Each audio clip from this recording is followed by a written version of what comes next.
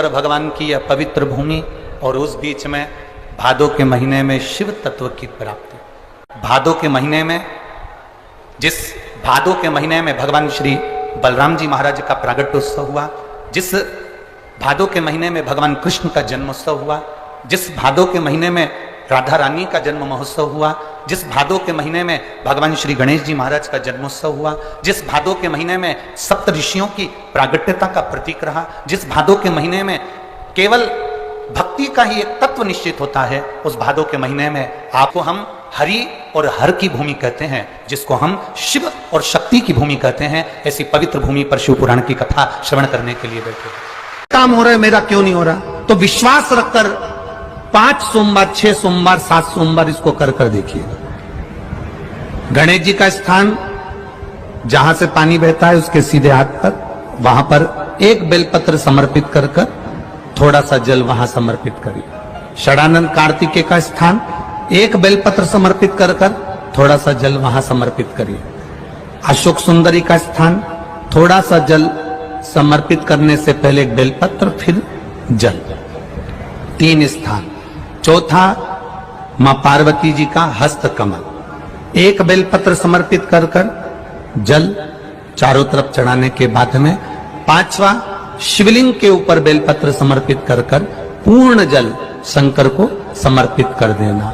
ये 5 स्थान का चढ़ा हुआ जल आपके जो काम अटक रहे हैं, जो कार्य में आपको, आप सभी को मालूम होगा बेलपत्र चढ़ाने का एक तरीका होता है। एक बेलपत्र चढ़ाते हैं तो ऐसे ही चढ़ा देते हैं, 2-4 बेलपत्र चढ़ाई ऐसे ही चढ़ा देते हैं। पर यदि 11 बेलपत्र, 21 बेलपत्र, 51 बेलपत्र, 108 बेलपत्र, 108 से भी ज्यादा यदि बेलपत्र हम अगर शंकर को समर्पित कर रहे हैं, तो आखिरी बेलपत्र में हमें या तो चंदन या चावल या लाल चंदन, कुछ भी अबीर गुलाल कुछ भी रखकर मध्य पत्ती पर रखकर भगवान को समर्पित करना पड़ता है अपनी कामना की।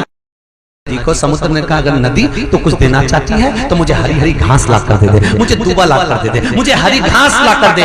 नदी ने कहा, क्या रे समुद्र, मांगा भी तो घास, मांगी भी तो दूबा, मां तो दूबा, हाँ ला दे। नदी ने कहा पिलाई। नदी गई, अपने घाट पर दूबा लगी हुई थी। नदी ने अपने पानी से इतनी तेज लहर ली कि दूबा को तोड़ने लगी। जैसे ही नदी अपने पानी से, अपने जल से दूबा को तोड़ने के लिए पानी का वेग तेज करती है, उसी समय दूबा पानी के आगे झुक जाती है। जैसे झुकती है नदी उसको उखाड़ नहीं पाती है, फिर पानी उस पर गया, दूबा फिर झुक गई, पानी फिर गया, दूबा फिर झुक गई। दूबा घास उखड़ नहीं पाई, पूरी 3 दिन सत्यानाश मिल गया नदी का। आखिरी में समुद्र के पास जाकर कहती है, समुद्र मैं दूबा, मैं घास उखाड़ नहीं सकी। समुद्र कहता है, हरी नदी तुझमें तो क्या, दुनिया में किसी की सामर्थ्यता नहीं है कि जो माता पिता गुरु के आगे झुकने वाले को उखाड़ सके। किसी में दम नहीं है, ये किसी की सामर्थ्यता नहीं है कि झुकने वाले को उखाड़ दे। आप झुकते रहो, प्रणाम करते रहो, नमन करते रहो, साष्टांग करते रहो। आप परमात्मा के आगे झुकते रहो, गुरुजन के आगे झुकते रहो, बड़ों के आगे झुकते रहो। जिंदगी में किसी में दम नहीं है कि आप उखाड़ कर फेंकते। झुकने की आदत तो डालो, प्रणाम करने की आदत तो डालो। नमन जिसके हम पांव पड़ते हैं, ठीक है, जिसके हम पांव पड़ते हैं वो बड़ा होता है कि जो पांव पड़ रहा है वो बड़ा होता है। बहुत अच्छे से उत्तर देना, सोच विचार कर देना। तुमने खूब कथा सुनी है, दिल से देना। जिसके हम पांव पड़ते हैं, जो झुका है, जिसने प्रणाम करा है, जिसके पांव पड़े जा रहे हैं वो बड़ा नहीं है। बड़ापन उसकी है जिसने नमन किया है, जिसने झुका है, जिसने प्रणाम करा। बड़ापन उसका है, उसकी धैर्यता देखो, उसकी प्रफुल्लता देखो। छोटा है, जिसको प्रणाम किया जा रहा था वो तो छोटा था, बहुत छोटा था, इसलिए उसके पास देने के लिए कुछ नहीं था। उसने केवल आशीर्वाद दे दिया, आयुष्मान भव, उठ जा। पर उससे ये तक नहीं बना कि झुकने वाले को गले से लगा लेता, उठा लेता। बेट मेरे पास, मेरे नजदीक। कागज बदलते हो तिजोरी के अंदर का, तो ईमानदारी से बोलना, तिजोरी को जब साफ करते हो तो नौकर से करवाते हो कि तुम करते हो? अरे बोलो जम के, अच्छे से बोलो। तिजोरी साफ कौन करता है? नौकर कि तुम? जिस तिजोरी में धन रखते हो, जिस तिजोरी में तुम लक्ष्मी रखते हो, उस तिजोरी को तुम साफ करते हो। घर का तुम अपने बेटे तक पे विश्वास नहीं करते, बहू पर विश्वास नहीं करते, खुद बुढ़ा भी साफ करते हैं, स्वयं साफ करते हो, किसी पर विश्वास नहीं है। तो जब घर की तिजोरी तुम साफ करते हो तो घर के माता पिता भी वो तिजोरी हैं जिसकी सेवा बेटों और बहुओं को करना चाहिए, क्योंकि रखी हुई तिजोरी का माल तो एक दिन समाप्त हो जाएगा, पर बूढ़े माँ बाप का अगर आशीर्वाद मिल गया तो घोड़े के भी दिन फिर जाएंगे और करोड़पति बन जाएगा। करोड़ बड़ी बीमारी भी दिख रही है कि शरीर के अंदर आ गई, थोड़ा दिन दुर्वा को लाइए। क्या लाओगे? जम के बोलो जरा। दुर्वा। दुर्वा देखिए सब लोगों ने, दुर्वा। दुर्वा के नीचे का जो भाग होता है, जब आप दुर्वा तोड़ेंगे तो ऊपर हरा हरापन रहेगा, नीचे थोड़ा थोड़ा हल्का हल्का सा पीलापन रहेगा, सफेदपन रहेगा, रहता है उसमें। दुर्वा को तोड़ते हैं तो जब दुर्वा आप लेकर जाएं, देवादिदेव महादेव की अशोक सुंदरी वाली जो जगह है, उस अशोक सुंदरी वाली जगह पर 7 दुर्वा का बल आप अशोक सुंदरी वाली जगह पर किसी भी सोमवार को समर्पित करें और उस दुर्वा को उठाकर लिया। 7 दुर्वा 7 दिन तक उसको गीले कपड़े के अंदर अच्छी दबा के रख लें और 7 दिन एक दुर्वा प्रतिदिन खाली पेट उसको खाना चबा चबा कर प्रारंभ करिए। और शरीर में अगर कमर में भी दर्द है, घुटने में भी दर्द है और पीठ में कंधे के पास अगर दर्द है, 7 दिन खाकर देखा। ये दुर्वा जो उत्पन्न हुई है, इसमें इतना बल कहां से आ गया? शंकर भगवान बोले रे ओ इंद्र, तुम्हारे अमृत से भी बड़ी प्रबल है ये दुर्वा। जिस समय पर अमृत का कलश निकला, उस अमृत के कलश को देवता लेकर जा रहे थे, ले जाते राक्षसों से छुड़ाकर सबसे पहले इन्होंने समुद्र के किनारे पर उसको छुपाया। उस जगह पर भगवान विष्णु की जंघा के रोम पड़े थे जिससे दुर्वा उत्पन्न हुई थी। उस दुर्वा पर इस कलश को जब रखा, रखते ही एक देवता ने उसके उठाकर देखना चाहा तो उसमें से थोड़ा सा भाग अमृत का नीचे गिर गया, जो दुर्वा पर पड़ गया। और आगे गए, फिर इसको छुपाया, वहां भी दुर्वा थी। फिर और आगे गए, वहां भी दुर्वा थी। सुन इंद्र, तेर को जो अमृत मिला तूने एक बार में पिया, ब्रह्मा को जो अमृत मिला वो ब्रह्मदेव ने एक बार में पिया, वरुण को जो अमृत मिला वो एक बार में पिया, पर इस दुर्वा को जो अमृत मिला वो 5 बार मिला। इसलिए 5 दुर्वा लेकर तू गणेश के पास जा और उसको दे, क्योंकि ये 5 अमृत के कुंड से भी प्रबल है। ये 5 अमृत के कुंड से भी प्रबल है, लेकर जा तू ये दुर्वा। और इंद्र ने दुर्वा दी, गणेश जी को खिलाई। जैसे खिलाई, गणेश जी के भीतर की जो अग्नि थी वो समाप्त हो गई। अगर कष्ट का जीवन चल रहा हो, तकलीफ की जिंदगी चल रही हो, या तो 5 सोमवार या 7 सोमवार हाथ में दुर्वा, मान लो ये तुमने दुर्वा ले ली, हाथ में दुर्वा, एक बेलपत्र, और उसी हाथ में अपने घर का भरा हुआ 1 लोटा जल। पहले रखना है दुर्वा, फिर रखना है बेलपत्र, उसके बाद में हाथ में 1 लोटा जल, और दोनों हाथों का स्पर्श करते हुए जो अपना पूजन का कक्ष होता है घर के अंदर का, उस पूजन कक्ष की साक्षी में अपने कुल देवता, पितृ देवता और अन्य देवताओं का स्मरण करते हुए, बाबा बहुत दुखी हूँ, बहुत तकलीफ में हूँ, बहुत कष्ट में हूँ, बाबा को अपने मन का भाव कहते हुए, हृदय से प्रार्थना करते हुए अपने घर के मंदिर से निकलकर फिर उस जल को लेकर शिवालय तक जाओ और दक्षिण की ओर खड़े होकर उत्तर की ओर मुख कर जल समर्पित करो। बेलपत्र और दुर्वा दोनों को अशोक सुंदरी वाली जगह पर चढ़ा दीजिए। अशोक सुंदरी की जगह तो सबको मालूम है ना। चढ़ा हुआ थोड़ा सा जल लेकर आओ, घर के दरवाजे पर उसका छींटा दे दो, लेपन कर दो, और बाबा से 5 सोमवार नियम से आप दुर्वा, बेलपत्र और जल का प्रयोग अगर करोगे, 5 सोमवार पूर्ण होंगे, जो तुम्हारा दुख है वो समाप्त जरूर होगा। शिव करना जरूर। में बहुत कर्जा है, इतना भी धन नहीं है कि काशी जाकर सारनाथ भगवान का दर्शन करे। तो शिव महापुराण की कथा कहती है, अगर बन सके तो 5 बेलपत्र, 5 दुर्वा, 5 कनेर का पुष्प, 5 काली तिल हाथ में रखकर सारनाथ भगवान का स्मरण कर भगवान शंकर के मंदिर में शिवलिंग पर समर्पित करें, और शिवलिंग पर समर्पित कर सारनाथ भगवान का स्मरण कर लोटा भरकर जल शिव को समर्पित करें। उसी का थोड़ा सा जल झेल कर लेकर आकर अपने घर व्यापार के ऊपर छिड़कना प्रारंभ करें। धीरे धीरे 3 महीना भी नहीं लगेगा, व्यापार वृद्धि करेगा, कर्जा चुकना प्रारंभ हो जाएगा। 4 गुरु हमारी जिंदगी में हमेशा मिले हैं। पहले नंबर पर माता, दूसरे नंबर पर पिता, तीसरे नंबर पर शिक्षक और चौथे नंबर पर सतगुरु। सारे देवताओं का दर्शन करिएगा, सारे देवताओं के मंदिर जाइएगा, सारे देवताओं का दर्शन करिएगा, सारे देवताओं के मंदिर जाइए, सारे देवताओं का दर्शन करिए, सारे देवताओं के मंदिर जाकर सारे देवताओं का दर्शन कर कर एक बार मेरे देवाधिदेव महादेव का दर्शन करिएगा। सारे देवताओं के दर्शन में और महादेव के दर्शन में एक अंतर सबसे प्रबल मिलेगा। सारे देवताओं के मंदिर में सारे देवता ऊंचे ऊंचे स्थान पर बैठे मिल सकते हैं, पर मेरा महादेव का शिवलिंग जब भी मिलेगा तो जमीन पर ही मिलेगा, पृथ्वी पर ही मिलेगा। माता पार्वती जी भी बैठी हैं तो ऊंचे स्थान पर बैठी हैं, गणेश जी बैठे हैं तो ऊंचे स्थान पर बैठे हैं, षडानंद कार्तिकेय बैठे हैं तो ऊंचे स्थान पर बैठे हैं, भगवान विष्णु बैठे हैं तो ऊंचे स्थान पर बैठे हैं, मेरे राघव जी मेरे राम जी बैठे हैं तो ऊंचे स्थान पर बैठे हैं, दत्त भगवान बैठे हैं ऊंचे स्थान पर बैठे हैं, सारे ग्रह बैठे हैं ऊंचे स्थान पर बैठे हैं, पर केवल एक मेरा देवाधिदेव महादेव, मेरा शंकर, मेरा शिव, मेरा ओघड़दानी, मेरा शिवलिंग, मेरा शंकर एक ऐसा है जो पृथ्वी पर जमीन पर आराम से बैठा है। क्यों? मेरे देवाधिदेव महादेव ने संसार के लोगों को प्रेरणा दी कि ये भूमि पर मैं बैठा हुआ हूं, इसका कारण केवल एक है।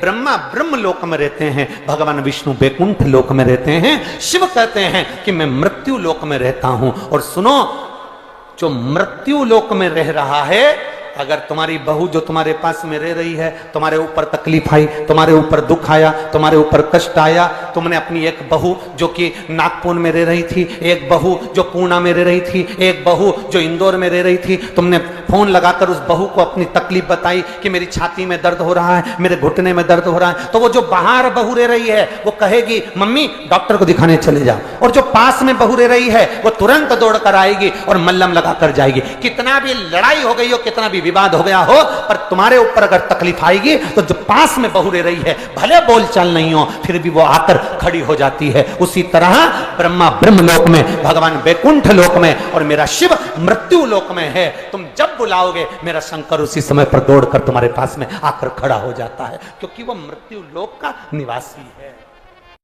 वो कुछ अच्छा करो, ये मनुष्य का शरीर वापस नहीं मिलना है। 84,93,999 योनियां काटने के बाद 84,00,000वें नंबर की ये योनि मिली है, मनुष्य का शरीर मिला है 84,00,000वें नंबर का।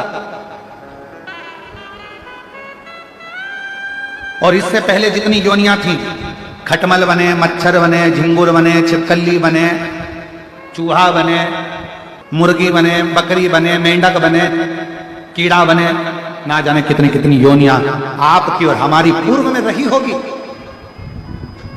और अब भगवान की बड़ी कृपा से ये मानव की देह मिली है, मानव की, इसको व्यर्थ ना दो, व्यर्थ ना। और मिलती है शिव नाम की दौलत कभी कभी, होती है अपने भाग्य से शिव पुराण कभी कभी। ये उनकी कृपा है, उनकी उदारता, उनकी करुणा है, जिसके बल पर यह हमको प्राप्त हुआ ही मिला। और हम इसको व्यर्थ गवा दें, हम इसको व्यर्थ गवा दें, ये कहा मिला। बजो, स्मरण करो, कीर्तन करो, मंत्र जाप करो, नाम जाप करो, कर्म करो, अपने अपने घर में रहो, खूब कमाओ। शुरू में कथा में कहा था तुम्हारी कैपेसिटी से ज्यादा कमाओ, 4 गुना ज्यादा कमाओ। पर इतना याद रखना, जितना कमाओ तुम भले 1 रुपया किसी को दान मत करो, किसी को मत दो, पर अपने ऊपर खर्च जरूर करो। पूछेगा कि नीचे बड़ी मुश्किल से 83,99,999 योनियां काटने के बाद ये 84,00,000वें नंबर की योनि मिली थी, नीचे जाकर तूने एंजॉय कितना करा, भजन कितना करा, कीर्तन कितना करा, मंत्र जाप कितना करा, अपनी मस्ती में कितना जिया, प्रसन्नता में कितना जिया, कितनी जिंदगी तूने रो रो के गवा दी। इसने कुछ बोल दिया रोने बैठ गए, उसने कुछ बोल दिया रोने बैठ गए, इसने कुछ कह दिया रोने बैठ गए। मुस्कुरा कर जीना, मुस्कुरा कर। आती बहुत टेंशन की जिंदगी जीता है मनुष्य, व्यापार चल नहीं रहा, बहुत तकलीफ का जीवन चल रहा होता है, तो आज भी नियम है महाराज, आज भी नियम कि सोमवार कटोरी में थोड़ा सा शहद रखकर, मधु रखकर, यदि लक्ष्मी जी का स्मरण किया जाए और माता लक्ष्मी जी का स्मरण कर कर एक लाल पुष्प उस कटोरी के सम्मुख में माता लक्ष्मी का नाम लेकर रखा जाए और बाद में वही शहद, वही मधु और वही पुष्प सोमवार का लक्ष्मी का पूजन कर कर, स्मरण कर कर दूसरे दिन, सोमवार के दिन पूजन करें लक्ष्मी जी का स्मरण कर कर, और मंगलवार के दिन अगर विसर्जन करें, 5 या 7 सोमवार या शुक्रवार को यदि आप मधु का भोग लक्ष्मी जी को लगाना प्रारंभ कर दें, शिव का नाम स्मरण कर कर, तो उसके घर में कभी संपदा की कमी नहीं होती, लक्ष्मी उस संपदा को बढ़ाती है।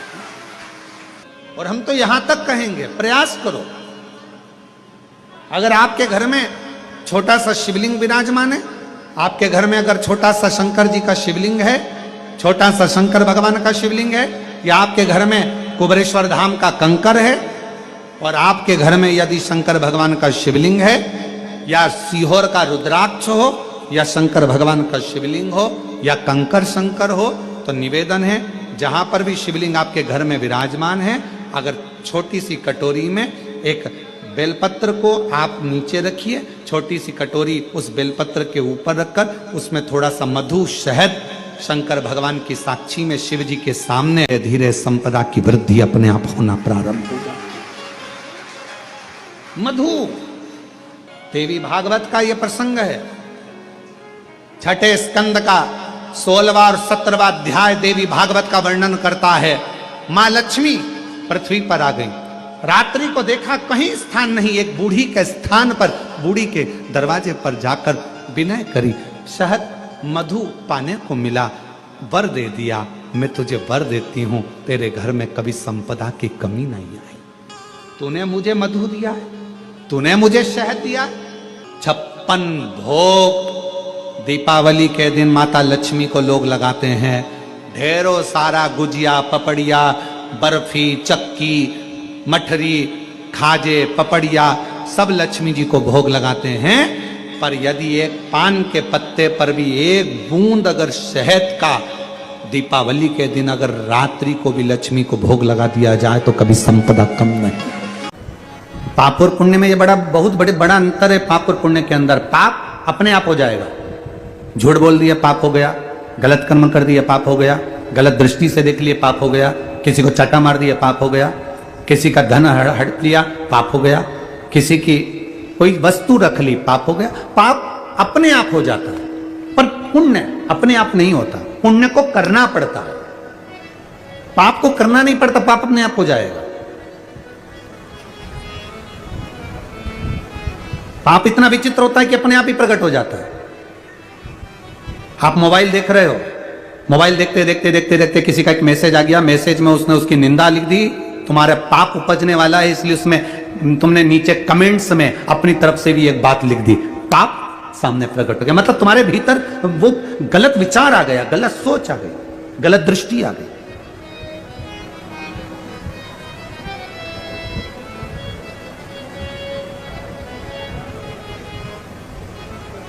पाप अपने आप हो जाता है, पर पुण्य अपने आप नहीं होता, पुण्य को करना पड़ता। पुण्य को करोगे तो पुण्य होगा। किसी को भोजन कराया, भूखे को भोजन कराया, प्यासे को पानी पिलाया, तुमने अगर पुण्य कमाया, पुण्य की कमाई आपको खुद करना पड़ेगी, पर पाप अपने आप हो जाता है। पाप को वो कहते हैं ना, अंदर जो भरा होता है वही, जो अंदर भरा है वही, उसी की डकार आती है, जो अंदर भर रहा है। अब तुम एक प्रैक्टिकल करके देखना। अब इसको प्रैक्टिकल करने की भी जरूरत नहीं पड़ती, आप तो करे हुए हो प्रैक्टिकल। आप एक काम करना, कड़ी बनाकर चावल के साथ कड़ी खा जाना। अब तुम्हें दिन भर कड़ी की डकार आएगी कि नहीं आएगी? अरे बोलो तो जम के जरा। अब इडली सांभर खा लो, बोलो जम के बोलो जरा, इडली सांभर की डकार आएगी। गुलाब जामुन खा गए, जलेबी खा गए, पानी पतासा खा गए, पानी जो अंदर भरा है डकार उसी की आती है। जिसके अंदर ईर्ष्या भरी होती है वो 24 घंटे बुराई में लगा रहता है, क्योंकि डकार उसी की आती है, डकार आती है। जिसके भीतर ईर्ष्या भरी है तो ईर्ष्या की डकार आएगी, नफरत भरी है नफरत की डकार आएगी, निंदा भरी है निंदा की डकार आएगी। तुम्हारे भीतर किसी की उन्नति देखकर, किसी की प्रोग्रेस देखकर, किसी के चार चांद देखकर, किसी की फैक्ट्री देखकर, किसी की दुकान देखकर अगर तुम्हारे मुख से गलत विचार निकल रहे हैं, गलत बात निकल रही है, तुम किसी के लिए गलत लिख रहे हो, गलत सोच रहे हो, गलत बोल रहे हो, तो समझ लेना तुम्हारे अंदर कूट कूट के ईर्ष्या भरी हुई है, इसलिए उसकी डकार आ रही है। तुम्हारे अंदर बुराई भरी है तो बुराई की डकार आ रही है। तुम्हारे अंदर निंदा इतनी भर गई कि निंदा की डकार आ रही है। तुम्हारे अंदर इतना गंदगी भर गई कि तुम्हें कोई दुनिया का कोई व्यक्ति अच्छा ही नजर नहीं आ रहा, क्योंकि तुम्हारे अंदर बुराई की डकार आ रही है। वो केवल अंदर जो भरा है उसी की डकार प्रकट होती है।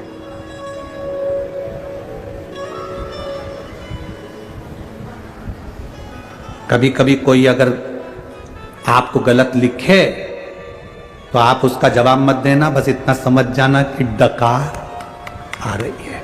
इसके अंदर ईर्ष्या कितनी भर गई जो डकार आ रही, गलत लिख रहा है, गलत सोच रहा है, गलत विचार कर रहा है, गलत दृष्टि रख रहा है, गलत विचार से सराबोर हो रहा है। उसके अंदर भरा कितना है, उसके अंदर भरा क्या है। और जिसके अंदर भगवान की भक्ति भरी होती है